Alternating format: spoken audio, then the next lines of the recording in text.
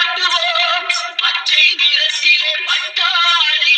நாம் கட்டுவோம் திருநீரின் தத்துவம் தந்தை என்போம் அதில் திகழும் குங்குமத்தை அன்னை என்போம்